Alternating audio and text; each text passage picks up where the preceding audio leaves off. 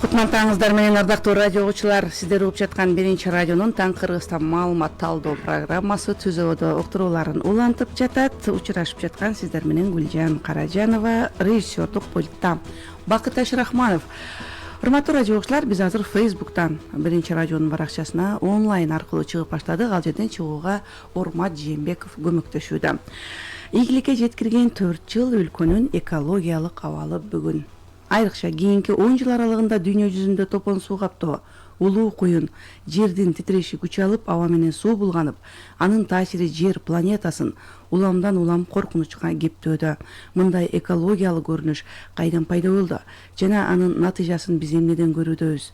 Окумуштуулардын изилдөөсүндө убакыттын өтүшү менен техникалык өнүгүү күч алган заманда коомдо улам алдыга жылуу болгону менен экологиялык маселелер курчуп, адамзат өмүрүн коркунучка дуушар кылууда.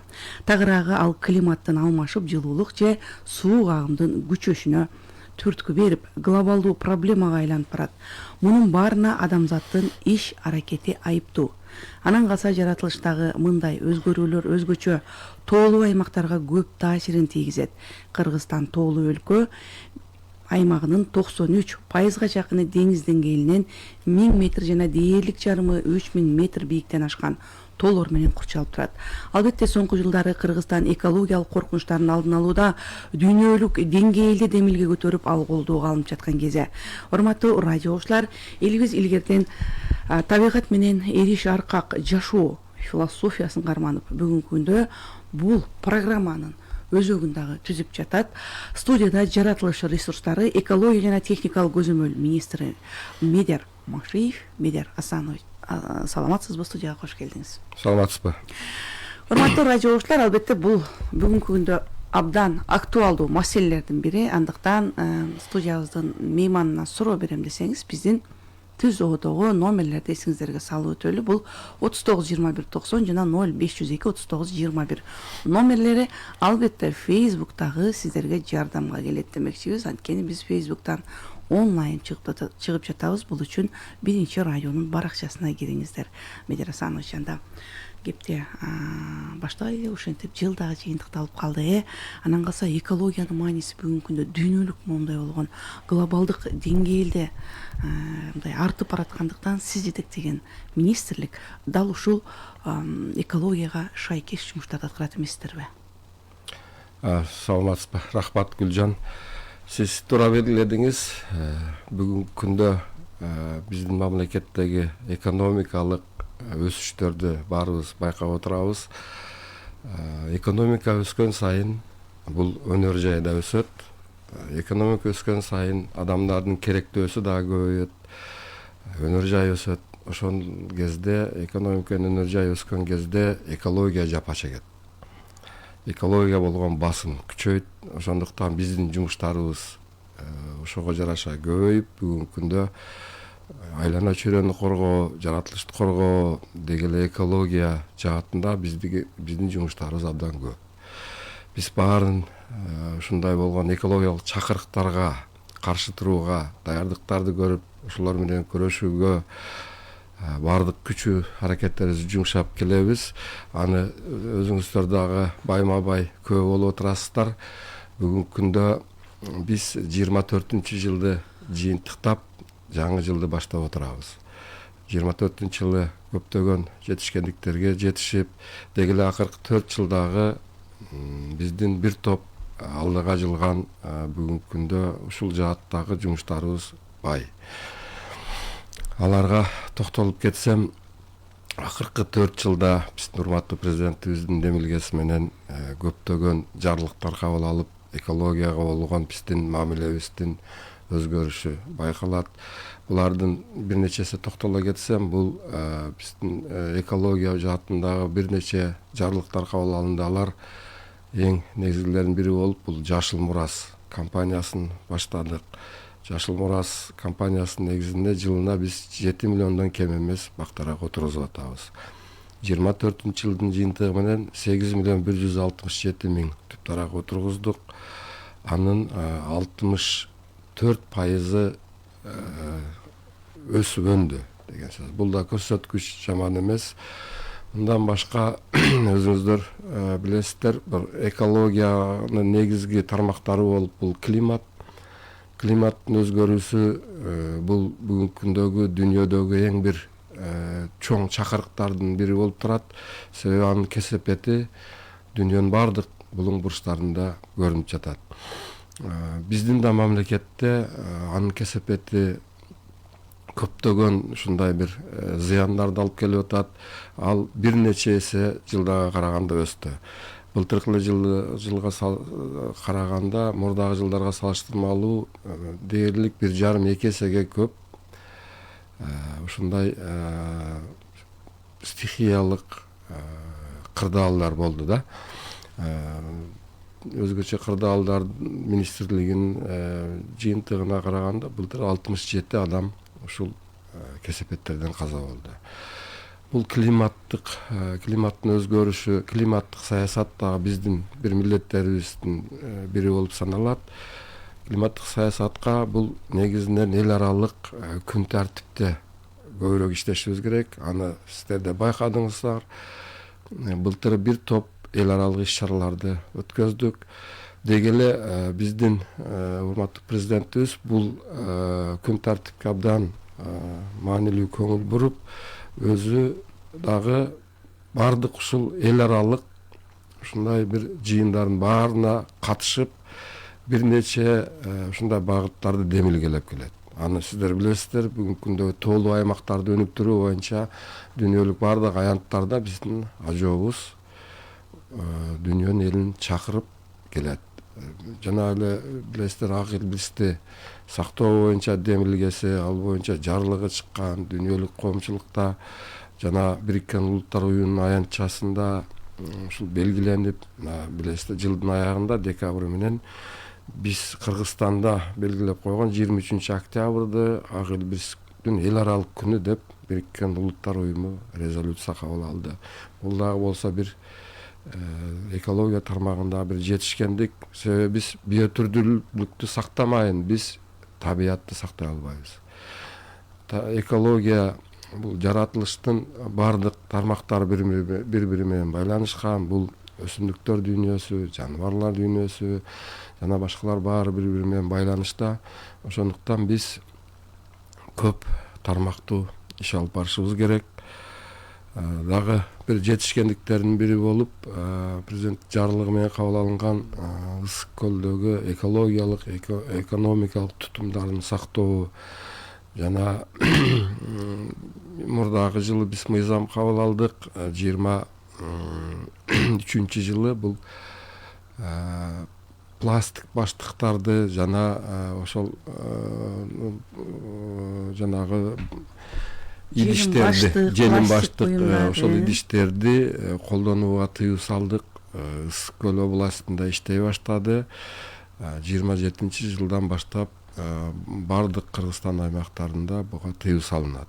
Ошого окшогон бир топ көптөгөн жетишкендиктерге жетиштик. 24 жылы биз калдыктар боюнча маанилүү мыйзамды кабыл алдык. Бул мындайча айтканда утилсбор деген бул маанилүү ушул мыйзамды кабыл алып, бүгүнкү күндө ошол мыйзамдын астындагы укук ченемдүү актыларды шайкеш келтирип жатабыз. Буюрса жакын күндөрдөн баштап иштейт. Бул дагы болсо биздин калдыктарга болгон жаңы дүйнөдөгү колдонуп жаткан тартиптерди киргизүү. Себеби калдыктар дагы бул экологияда, жаратылышта бул чоң ролду ойнойт. Калдыктарды башкаруу бул бүгүнкү замандын эң бир маанилүү талаптары. Себеби мен жогоруда айтып кеттим, экономика өскөн сайын адамдарда керектөө көп болот, керектөө көбөйгөн сайын калдыктар да көбөйөт.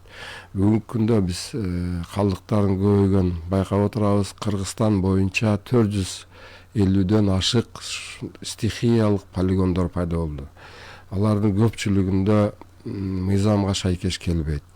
Биз ошолордун башкаруу үчүн ушундай бир мыйзам актыларын кабыл алып, ошолорду биз бүгүнкү күндө киргизип иштей баштадык.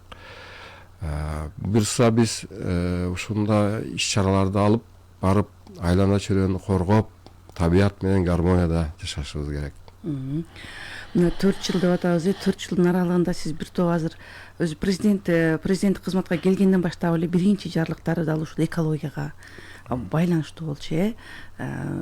Климат деп атабыз, тоо деп атабыз.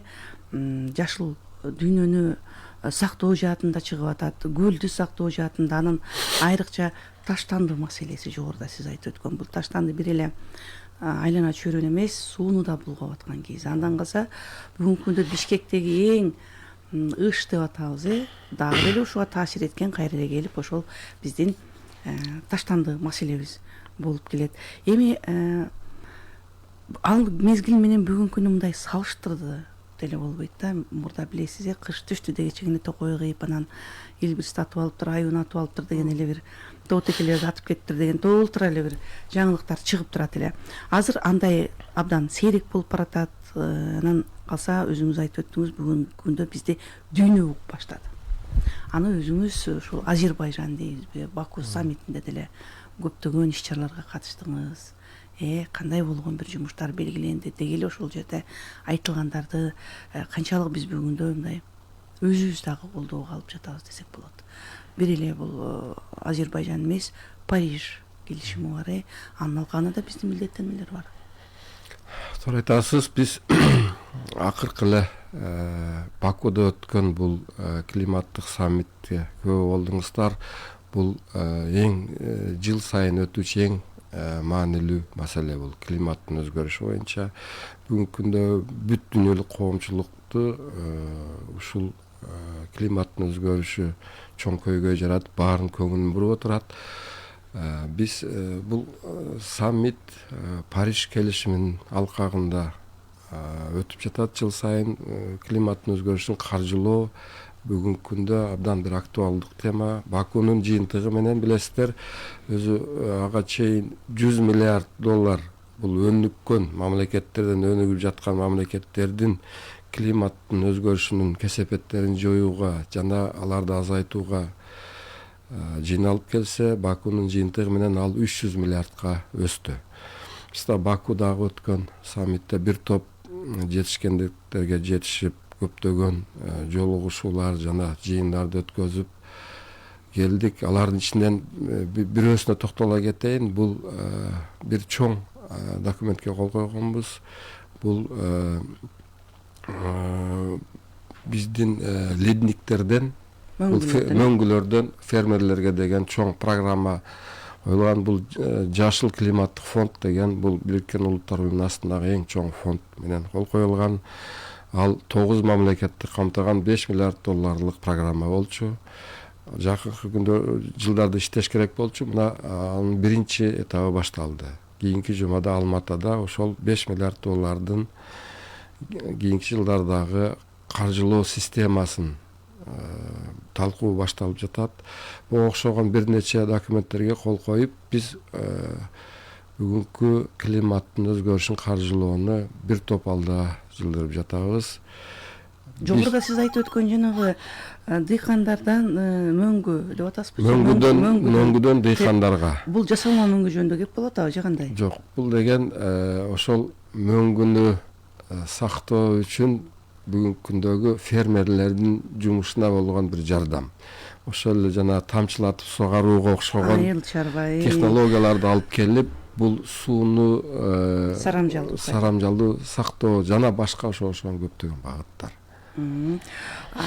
Бул азырынча каржы бөлүнө элек, ошол Алматыда каржы бөлүнө элек. Бул алды дагы бир топ жылдарга Кыргызстан мененби, жалпы эле же Борбор Азия чөлкөмүнө 9 мамлекет ошол $5 миллиард программа кол койдук. Бул Орто Азия жана Кавказ мамлекеттери менен бөлүнөт. Ошол $5 миллиард сом. Бул кайсы мамлекеттерде мөңгүнүн санына жараша болот да. Бул ошол эртең Астана шаарында 29 январда ошол 2 күн талкуу болот. Ошол 9 мамлекет жана жашыл климаттык фонд менен биргеликте ошол программаларын иштеп чыгуу башталып отурат.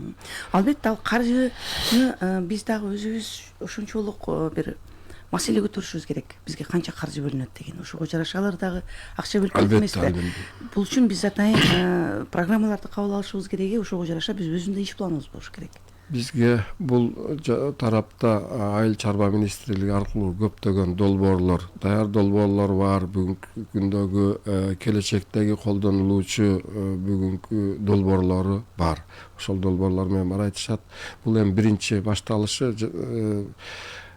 жакынкы айларда ошол программаны бекитип бүтүп, анан жылдын аягынан баштап каржылоонун биринчи бөлүктөрү башталат деп үмүттөнүп турабыз. Демек бул 2026 жылдарга бир ишке аша турган жумуштар деп айтсак болот, угарманыбыз бар экен. Медер Асан, ошо кулак ичинде кийип алсаңыз, саламатсызбы?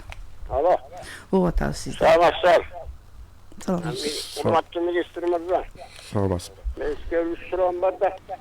Эми биз каалабайбыз, бүт дүйнө жүзүндө болуп аткан процесс да мына жылуулук жылдан жылга өсүп атпайбы? Мөңгүлөр азайып турабы?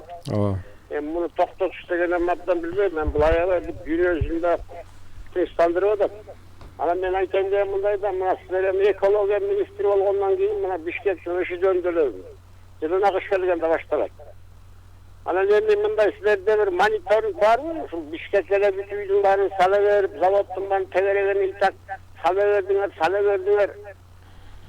Мындай башка жака бетигин ээл жаткан жери өзүнчө бир ушундай городокторду уюштуруп, Бишкектен башка жерлер бар да Кыргызстанда мындай. Баарын Бишкекке теге берсеңер, анан үчтөн кантип кутуласыңар? Анан эси Бишкекте деген шамал айдабайт. Экинчи суроомуз. Үйдө сала берсиңер. Агай, сурооңуз бар, үчөөнү тең берсеңиз, анан мен аягында Анан жооп кийин берейин. бул биринчи суроом. Анан экинчи суроом мененки, мына мусор боюнча. Азыр Кыргызстанда эч ким эчтеке мусорго жооп бербейт. Көрүнгөнбү? Кыргызстандын мойнуна баштык байласаң да жерге түшпөйт экен да, улардын жерге түкүрөт экен. Ушундай экен да. Эч бир анткени мамлекет тарабынан, министрлик тарабынан мен айтып атам, баягы мусор боюнча Кыргызстан жок дегенде мусорубуз таза болсо, көрүп атабыз да, чет мамлекетке барсаң эч ким. Үчүнчү сурооңузду берсеңиз, бул таштанды экинчи. Анан үчүнчү суроом мындай да, министр мырза, мына Кыргызстанда канча процент токой бар? Ошо негизи биздин Кыргызстандын территориясына канча процент токой болуш керек? Токой ошол биздин нормага жакынбы жерде баарын кыйып бүтүп таптан эчтеке калбай. Рахмат. Аксакал, мен кезеги менен жооп бере берейин үч сурооңузга. Бул иш боюнча бүгүнкү күндө биз бардык жерлерде эле себептерини жана аны менен күрөшүүлөр жөнүндө айтып келе атабыз.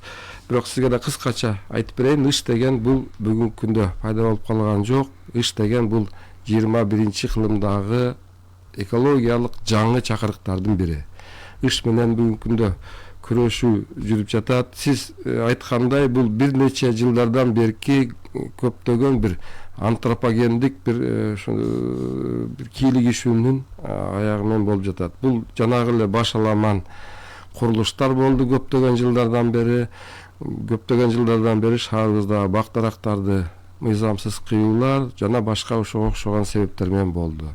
Бирок бүгүнкү күндө иш менен күрөшүү активдүү жүрүп жатат. Бул дүйнөдөгү көптөгөн чоң шаарлардын баарынын эң бир маанилүү көйгөйү. Бүгүнкү күндө 21 жылда эң жогорку чекке жеткен болчу. Быйыл бир аз азайып баратат. Жылдан жылга азайтуунун үстүндө иштеп жатабыз. Анын себептерин сиз билесиз. Бул калктуу конуштагы жагылган көмүрлөр жана бүгүнкү күндөгү шаарыбыздагы транспорттун көптүгү. Сиз айткандай, бул шаарга жайгаштыруу жана башка пландар булар иштелип жатат, иштелип келет. Бул мэрия тарабынан жана тийиштүү мамлекеттик органдар тарабынан. Экинчи сурооңуз, бул таштандыны туура белгилеп жатасыз. Бүгүнкү күндөгү бир чоң көйгөйлөрдүн бири. Бишкек шаарындагы таштандыларды башкаруу бир топ өзү жөнгө салынган. Өзүңүз билесиз, мына былтыр мурдагы жылы таштандыдагы көп жылдан бери күйүп турган өрт өчүрүлдү. Анын айланасы рекультивация болуп, бир топ бак-дарактар эгилип, ал жер жөнгө салынды. Бирок республика боюнча таштандынын бүгүнкү күндөгү акыбалы жакшы эмес. Биз ошонун үстүндө иштеп жатабыз. Үчүнчүсү, токойлор боюнча бүгүнкү күндө Кыргызстандын аймагынын 8% бул токойлор түзөт.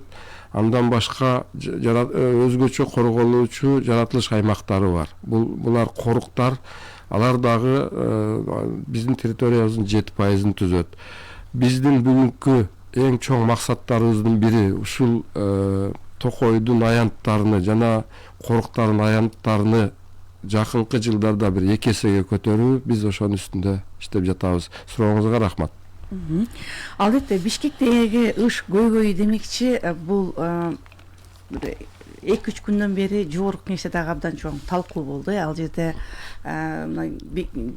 4-күндөгү жыйында айтып өтсөк, ал жерде бүтүндөй тиги 3-күндө шаршемби күнү ушундай бир жыйын өттү. Ош, Бишкек шаарынын жетекчилери, анан тиешелүү бардык тараптардын маалыматтары болду. Деги эле ушул ыш менен кантип күрөшүү боюнча. Албетте бир эле Бишкекте эмес бул маселе, Ошто, анан Таласта дагы байкалып жатканы айтылбадыбы? Ал жакта эми жумуштар кандайча жүрөт? Негизи эле бул себебин эле айтып бербестен, аны менен күрөшүүнүн жолдору демекчи, мына таптакыр эле жок кылуунун жолун сиздер эмнеден көрүп турасыздар дагы, анан кийин кандай чараларды мындай кабыл алууну иш пландарыңыздарга киргиздиңиздер? Ыш менен күрөшүү бул эң приоритеттүү бир маселелерибиз катары биз бүгүнкү күндө иш алып барабыз. Акыркы 2 жылда бул боюнча кылынган иштердин жыйынтыгын жогорку кеңеште айттым. Мен анын баарын кайталап отыруштун кереги жок. Баса белгилеп кетишим керек. Акыркы 2 жылда бир аз ышыбыз азайды. 21-22 жылдага караганда. Бирок бул жетишсиз. Бүгүн иш бар. Бул менен күрөшүү бүгүнкү күндө активдүү жүрүп жатат. 25 жылга быйыл бир топ пландарыбызды жаңыладык. Биз ошол кылчу иш чараларыбызды жаңылап, бир аз күчөтүүнү азыр максаттап турабыз. Бул боюнча мен жылдын башында эле биздин министрлер кабинетинин төрагасына дагы кирип, өзүнчө бир отчет берип, жана иш пландар боюнча айтып кеттим. Ал киши дагы бизге айтты, тез аранын ичинде бизге ушундай тапшырма берди. Тез аранын ичинде бир 25 жана 26 жылга иш пландарды жаңылап иштеп чыгып. Бул республикалык бюджеттен каржы бөлүнөрүн айтты. Ошого биз бүгүнкү күндө программалар иштеп жатабыз. Бул кандай программалар? Бүгүн биз дүйнөлүк тажрыйбаларды колдоно эле деп турабыз. Бул биздин ыш менен күрөшкөн бир эң эффектүүлүгү бул коңшу Кытайда болду. Биз билесиздер, көп жылдардан бери Кытайдын бардык шаарларынан чоң көрүнүш болчу. Алар бир топ алдыга жылышты. Биз ошолор менен сүйлөшүп, ошолордун технологияларын дагы алып келген жатабыз. Жана бүгүнкү күндө жашыл энергетика жана жашыл технологияларды алып келүү боюнча бир топ долбоорлорду, программаларды даярдап иштеп жатабыз. Албетте ушул жерде бир амбициялуу план алдык деп айттыңыз. Бул жерде ошол эле гана унаалар менен катализаторлор жөнүндө сөз болуп атат, дагы башка жумуштар. Бул тууралуу биз жаңылыктардын жаңы түрмөгүнөн кийин маегибизди улантсак.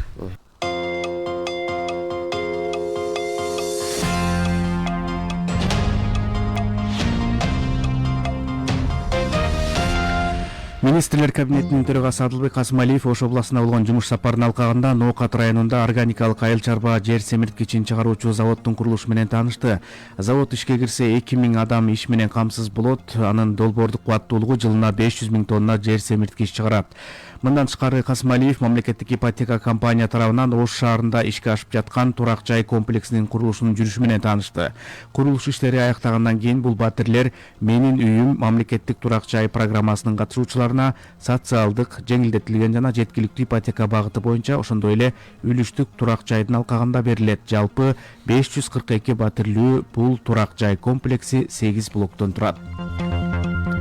Коргоо министрлигинин аскер кызматчылары жана куралдуу күчтөрдүн генералдык штабынын кызматкерлери арасында коррупцияга каршы күрөшүү боюнча түшүндүрүү жана алдын алуу иштери жүрдү. Улуттук коопсуздук мамлекеттик комитети билдиргенде, иш-чаранын катышуучуларына коррупцияга каршы күрөшүү чөйрөсүндөгү мыйзам актыларына кирген өзгөртүүлөр тагыраагы коррупциялык кылмышты жасагандар үчүн күчөтүлгөн жоопкерчилик түшүндүрүлдү. Ошондой эле өткөн жылдагы коргоо мекемелеринин тутумунда аныкталган жана бөгөт коюлган коррупциялык схеманын айрым жыйынтыгы жана фактылар айтылды.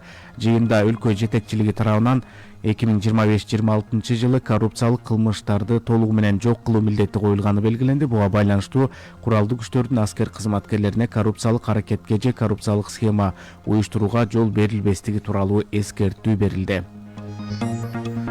Кыргыз темир жолу мамлекеттик ишканасы 36 жаңы вагон сатып алууну пландоодо. Маалыматка ылайык, бул боюнча учурда жергиликтүү фонддордун бири менен сүйлөшүү жүрүп жатат. Вагондордун бир бөлүгү эл аралык, калганы ички каттамды тейлөөгө бөлүнөт. Алар эскилиги жеткендиктен алмаштырууга муктаж. Өлкөдө үй жаныбарлары жана канаттуулар каттоого алынууда. Айыл чарба министрлиги кабарлагандай, учурда адистер Нарын, Жалал-Абад, Баткен жана Ысык көл областында үймө-үй кыдырып жатат. Жыйынтык февралдын аягына чейин жарыяланат. Өткөн жылдагы каттоого ылайык республикада 7 миллион үй канаттуусу, 1,5 миллиондон ашык ири мүйүздүү мал, 500 миңдей жылкы жана 6 миллиондон ашуун кой эчки бар. Массалык башаламандыкка чакыруу боюнча шектүү катары мурда соттолгон уюшкан кылмыштуу топтун мүчөсү Огуз Кайман аты бар кыргызчараны кармалды. Ал социалдык тармакта фейк аккаунт аркылуу жок кылынган Камчы Гөлбаевден өч алуу ниетинде массалык башаламандыкка чакырган постторду байма-бай жарыялаганы аныкталган. Бул факты боюнча кылмыш иши козголду. Учурда тергөө амалы жүрүп жатат. Өлкөнүн 5 жогорку окуу жайында илимий изилдөө борбору түзүлөт. Ал Ош мамлекеттик университетинде, Кыргыз улуттук университетте, Кыргыз улуттук агрардык университетте, Кыргыз мамлекеттик медицина академиясында жана Кыргыз мамлекеттик техникалык университетте жайгашат. Илимий изилдөө борбордун максаты жогорку кесиптик билим берүүдөгү илим изилдөө иштери жана программанын сапатын жогорулатуу, ошондой эле алардын эмгек рыногуна ылайык келишин камсыз кылуу болуп саналат. Улуттук банктын маалыматына ылайык, 1 АКШ доллар 87 сом 44 тыйын, евро 90 сом 89 тыйын, орус рубли 88 тыйын, Кытай юан 11 сом 99 тыйын болсо, түрк лирасы 2 сом 45 тыйын, казак теңгеси 16 тыйынга барабар. Кыргыз гидромет бүгүн 24 январда республика аймагында жаан-чачын жаабай турганын маалымдап жатат. Айрым жерлерде туман түшүшү мүмкүн. Жол тайгак, абанын температурасы бүгүн Чүй жана Ысык көл облусунда 4-9 градуска чейин суук, Талас жергесинде 1-6 градуска чейин төмөндөйт. Ош, Жалал-Абад, Баткен областында 3 градус сууктан 2 градуска чейин жылуу болот. Абанын температурасы Нарын областында 7-12 градуска чейин суук болот. Бийик тоолуу райондордо жана Суу Самыр өрөөнүндө 15-20 градуска чейин суук болууда. Бишкекте бүгүн кар жаабайт, туман түшүшү мүмкүн, жол тайгак, абанын температурасы 4-6 градуска чейин суук болууда. Урматтуу угуучулар, сиздер биринчи радионун жаңылыктарын уктуңуздар. Таңкы Кыргызстан программасын угууну улантыңыздар. УТРКнын көрсөтүүлөрүн бир басуу менен ачыңыз.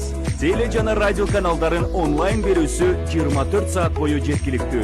Жолдо бара жатып же үйдө болсоңуз да, ыңгайлуу шартта сүйүктүү көрсөтүүңүздү көрүңүз. УТРКнын мобилдик тиркемесин App Store жана Play Market'тен жүктөп алыңыз.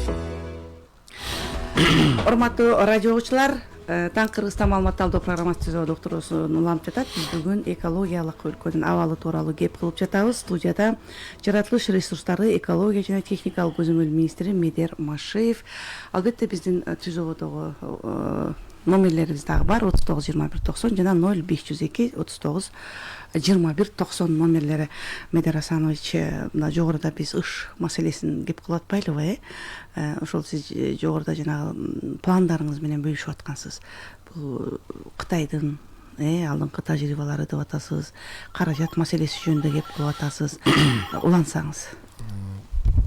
Алды менен угарманыбыз бар экен, күттүрбөй соосун кабыл алып анан кийин бир ото маегибизди улансак, саламатсызбы? Алло. Угуп атабыз сизди.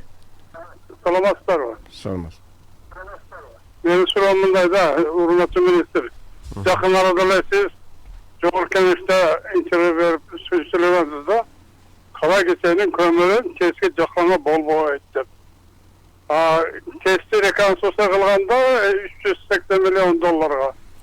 Müşter Karakese'nin kömürünü ama layıklaştırılıp salınıp atat degenler. Azdan beri bir topçuluğu öttü, yeminle. Müşter alağa kaldı mı, kömür alağa kaldı. Rahmat. Kömür jaran jakına bol öttü özünüz iş aytkansız da. Ya Karakese kömür basayını ja olağın, ne olağın? Osunu aytmak olur. Rahmat so'roğunuzga. Siz men жоом айткан сөзүмө туура эмес түшүнүп калыпсыз. Кара кеченин көмүрү тетисте жакканга жарабайт деген жокмун.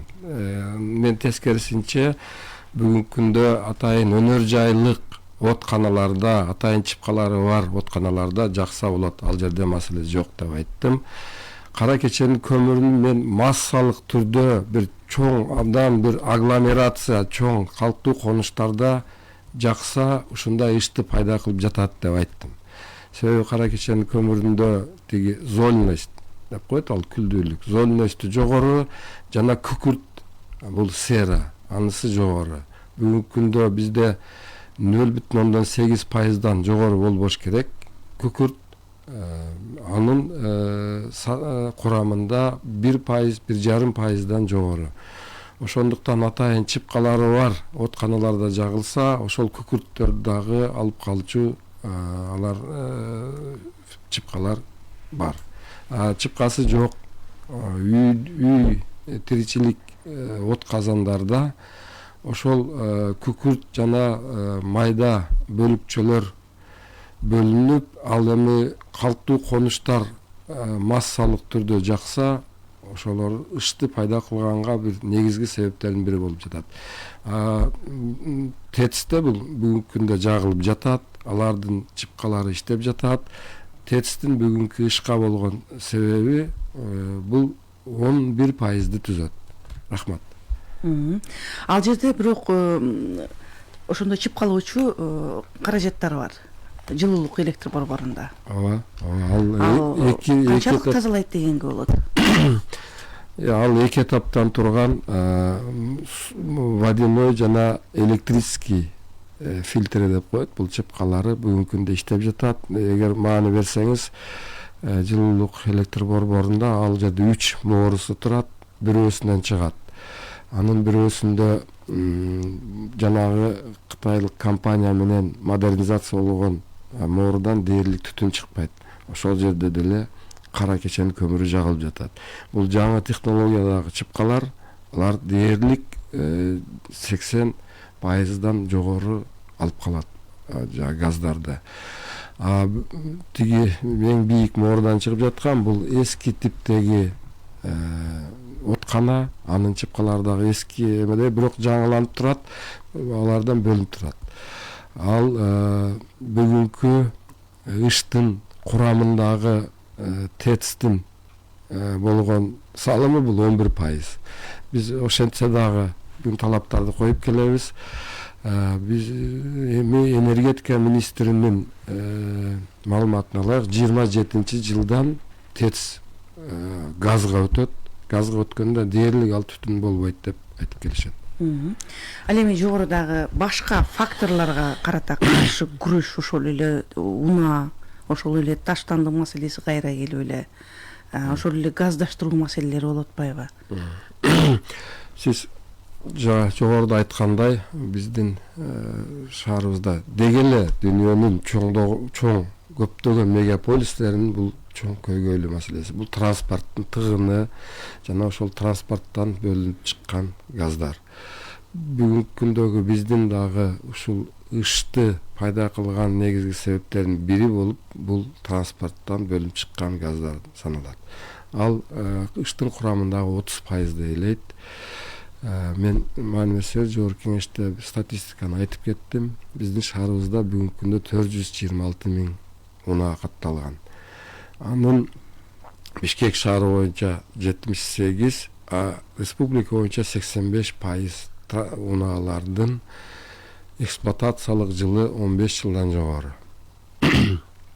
Бул алардын катализаторлорунун бүгүнкү күндөгү сапаттуу тазалоосу боюнча көмөн жаратат. Ошондуктан ошол унаалардан бөлүнүп чыккан газ бул чоң маселе жаратып, бүгүнкү күндө ошонун үстүнө да иштеп жатабыз.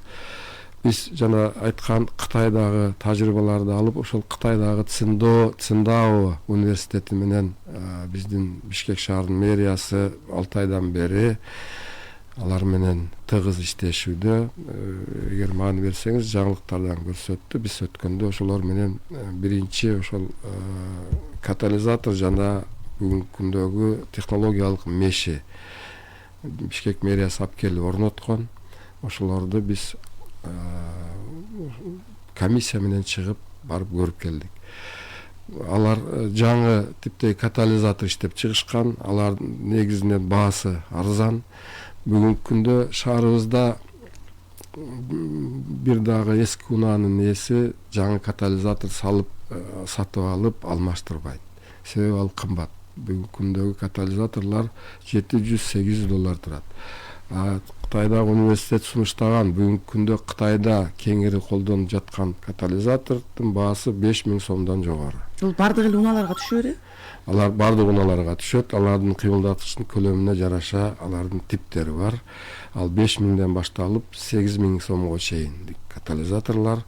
Биз ошол мэрия бүгүн иш алып барып жатат. Ал компаниялар менен жакынкы убактарда ошол катализаторду биз шаарыбызга алып келип, биз унаанын ээлерине бүгүнкү транспорт каражаттарын алмаштырууга сунуштайбыз. Ошол үстүндө бир программа түзүүнүн үстүндөбүз. Кандайдыр бир каражаттар менен мамлекеттик бюджеттен бөлүп бир программаларды иштеп чыгабыз. Андан сырткары жана айтылгандай көмүрдүн сапаттарын оңдоодун үстүндө иштеп жатабыз. Кара кеченин көмүрү бул бурый көмүр болгондуктан бир аз ушул ышты пайда кылууга дагы чоң себептер жаратып отурат. Биз Бишкек шаардык мэриясына бир байылтуучу фабрика салууну тапшырганбыз. Себеби өзүңүздөр билесиздер, жылуулук электроборбору бул былтыры Бишкек шаардык мэрияга өткөзүп берилген. Ошону менен кошо Миңкуштагы эң чоң агулак көмүр кенин бергенбиз. Экинчи Кара Кечедеги эң бир чоң кендердин бири лицензиясы бул Кыргыз көмүр мамлекеттик ишканасында. Ушул эки мекемеге биз быйыл тапшырманы берип жатабыз. Эки байылтуучу фабриканы жылдын аягына чейин куруп, байылтылган көмүрдү шаарыбызга сунуштоо. Эгер биз байылтылган көмүрдү биз шаар тургундарында сунуштап, Кара Кече менен Миңкуштун көмүрүн жагууну бир кандайдыр бир чектөөлөрдүн үстүндө иштешибиз керек. Иштер жүрүп жатат бул боюнча. Ал эми бөлүнө турган каражаттын суммасы канча бир каражат керек келиши күтүлүүдө? Мына ушул жумуштарга бул бир эле республикалык бюджетке тиешелүү же инвестиция дагы? Угарманыбыз бар экен, суроосун кабыл алып туруп анан кийин ошого жооп алсак. Саламатсызбы? Алло, саламатсыңар. Саламатсыз. Министр мырзага өтүнүчүм бар эле да, мына Кутман Таңыр менен эме айтып атпайбы, 27-жылы салафан жанагы баштыктарга тыюу салган атабыз депчи. 27-жылга чейин жетпей эле чөмүлүп калган калдык го, территориябыздын баары, жаратылыштын баары басты го. Мындай деп айтат элем да, ушул эмени эртерээк эле ойлонсо болбойбу депчи. Себеби элибиз өзүбүздүн жерибизди бейиштей жерде сүйөбүз го. Жапырт эле азыр үйдө толтура журнал, кагаз деген, китептер деген толтура, ушу чакырык жасап болор болбостойн төлөп туруп, биздин багыбызга бир инвестор чыкса, бир завод куруп, кагаз чыгарган ачылып калабы дейм да. Эртерээк баштаганыбыз жакшы го. 27-жылы чөмүлүп калгандан кийин аны тазалап отуруш да кыйын да, министр мырза. Ошондой ойлонсоңуз. Рахмат сурооңузга. Айтасыз, бул биз Орто Азияда 5 мамлекеттин ичинен биринчилерден болуп кабыл алдык бул мыйзамды 2 жыл мурда. Анан мындай тыюу салуулар эжеке бул жөн эле мыйзамды чыгарып койсоң эле иштей бербейт. Анын бардык мыйзамдын астындагы актыларды, алардын механизмдерин иштеп чыгышыбыз керек да.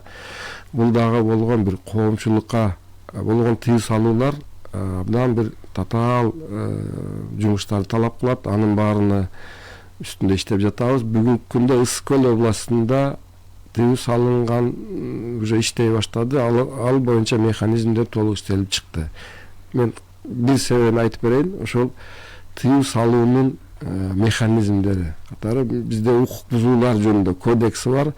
Акыркы ошол өзгөртүүлөрдү мына жылдын аягында дээрлик киргизип бүттүк. Ошол тыюу салууларды аткарбагандарга чара көрүүлөрдү дагы бул бир нече жоболор жана тартиптерди иштеп чыктык. 27-жылга чейин биз ошол баштыктарды алмаштыруу механизмдерине киришибиз керек. Ал баштыктар бүгүн киргизбей койсок, аны алмаштырган башка баштыктарды, сиз айткан кагаз баштыктарды, ошолорду иштеп чыгуу, ошолордун бүгүнкү күндөгү Кыргызстандагы керектөөсү, ошол көлөмдөрдүн баарыны камтыш керек. 27-жылдан ошол мен айткан көйгөйлөрдүн баары чечилип, иштей башташ керек. Рахмат сурооңузга. Албетте мыйзам бизде бар десек болот. Аябай жетишерлик жакшы мыйзамдарыбыз бар. Кептин баарлары аткарылат да. Туура айтасыз. Ошол эле мезгилде бул негизги талап бүгүнкү күндө кырсыктын болобу ар кандай көрүнүштөрдүн кесепет эмес, алдын алыш керек. Анан сандан сапатка өтүү, учур чакыруу болуп турат. Мына жогоруда сиз Жашыл Мурасты айтып өтпөдүңүзбү? Моңча көчөт тигип атабыз деп. Албетте көчөттү тигкенде ал өсүш керек. Анан жөн эле ал өсүп тура бербестен ал дагы бир жаратылышка пайдасын тийгизиш керек. Демек, кандай болгон өсүмдүктөрдү бүгүн бизде отургузуу зарыл болуп турат, абаны тазалаганда. Көбүнчө эле биз байкап жүрөбүз, карагайдын, арчанын көчөттөрү тигилип атат. Абаны тазалаганга бул ийне жалбырактуу эмес, жазы жалбырактуулар көбүрөөк жардам бере тургандыгы бул токойчулардын айтымында белгиленет. Туура айтасыз. Көрккө эмес, канчалык биз бүгүнкү күндө жаратылыштын мындай сактоого көңүл бөлүшүбүз керек. Жашыл Мурастын алкагында жогоруда айтып кеттим, 24-жылы 8.167 миллион дарак эгилсе, быйыл 25-жылга 8,5 миллион план койгонбуз. Анын үстүндө иштер жүрө баштады. 25-жылда биринчи февраль айларында аягына чейин ийне жалбырактуу дарактарды эксе болот. Бүгүнкү күндө иштер башталды. Сиз баамдаганда ийне жалбырактууга караганда жалбырактуу дарактардан бул көмүр кычкыл газды жана сиңирүү жана кычкылтекти бөлүп чыгаруу эффектүүдөрөөк болот. Биз ушул багытта пландарыбызды бекиткенбиз. Мисалы, илимпоздор бар да, Токой институту бар дегенде, ал жерде. Бизде Илимдер академиясынын астында бир нече институттар бул боюнча көрсөтмөлөрдү берип турат. Бул дарактардын түрлөрү бул аймактарга жараша. Мисалы, кээ бир аймактарда бул ийне жалбырактууну эгиш керек. Билесиз, алардын сууга болгон муктаждыгы азыраак, шаарларга, конуштарга жакын жерлерге бул жалбырактуу дарактарды эгиш керек. Албетте булардын дарактардын түрү кайсыл жерлерге канча көлөмдө эгүү боюнча бул биздин иш пландарыбызда бекитилип, ошол аймактардагы ушул ишке ашыруучу жетекчилер менен бул макулдашылып бекитилген. Анан калса ийне жалбырактуулардагы өсүүсү абдан жай жүрөт эмеспи? 50-60 жылда барып чоңойсо, жазы жалбырактуулар бир 4-5 жылдын ичинде эле бой жетип калып жатат. Анан могу тигиле турган быйылкы жылдагы өнөктүктүн уланышында канчалык мына ушул эске алынды? Жана алардын өсүмдүүлүгү деп атабыз, кайсы жерден кандай болуп өскөндөрүн мындай атайын бир онлайн көзөмөл жүргүзүп турат дедиңиздер эле, ошолордун баары ишке киргенби өзү? Баары мен жогоруда айтып кеттим, ал өнүмдүүлүгү 64%дын орточо эсеппен 64%ды түзүп атат. Бул эми жаман эмес көрсөткүч.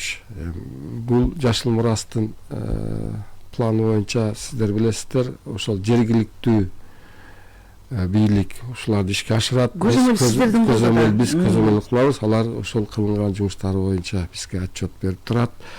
Ар региондордо ар түрдүү бул өнүмдүүлүгү боюнча кээ бир региондордо 70-80% болсо, кээ бир аймактарда бул 50%-ын тегерегинде. Бул жердин кыртышына жана башка ошол жердеги бир багуудан дагы көз каранды. Багуудан, көзөмөлдөн көз каранды.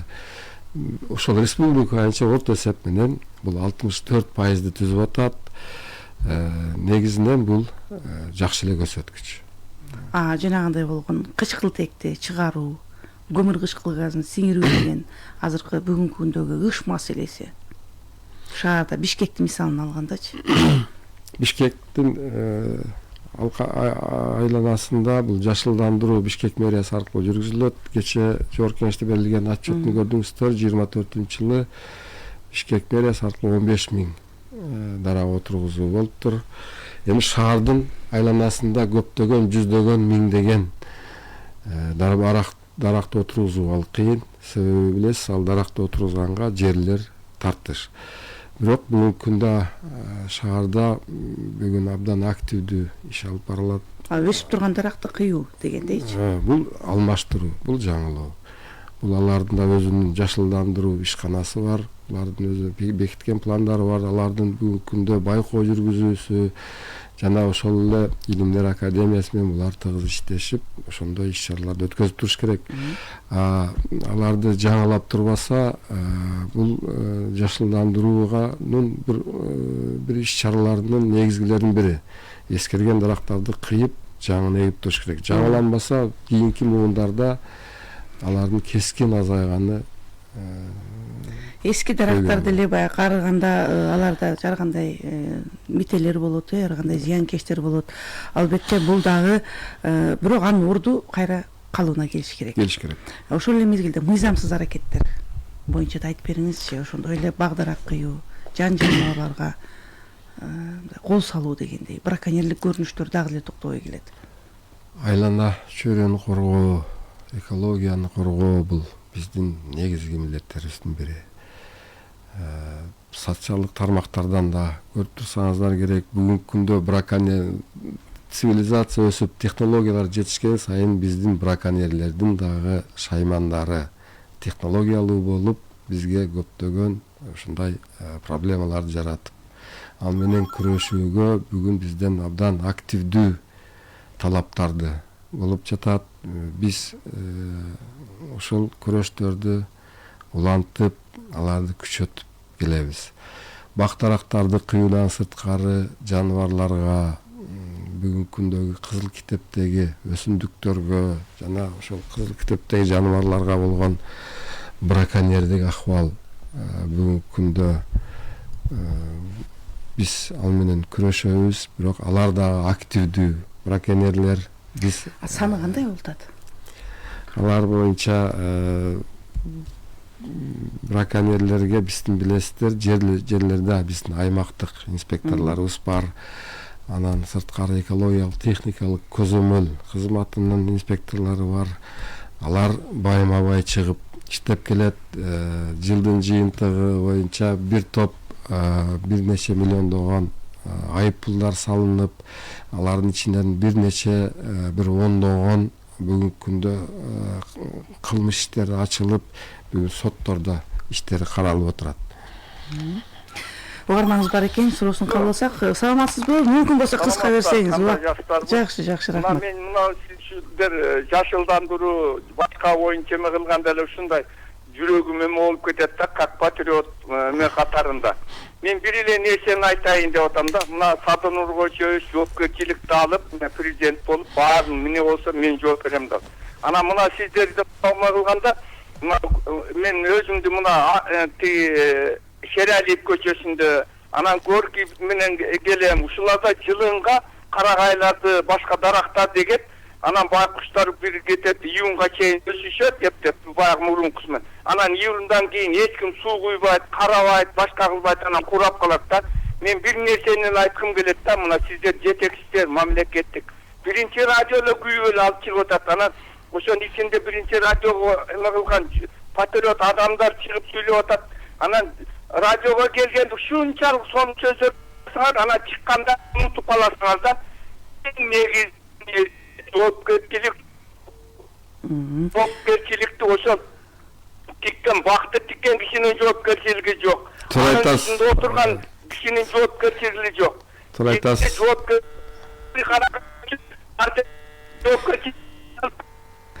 Албетте байланышыңыз абдан начар болуп атат, урматтуу радио угуучу. Сиздин сурооңузду түшүндүк. Жоопкерчилик маселеси. Жоопкерчилик маселеси бул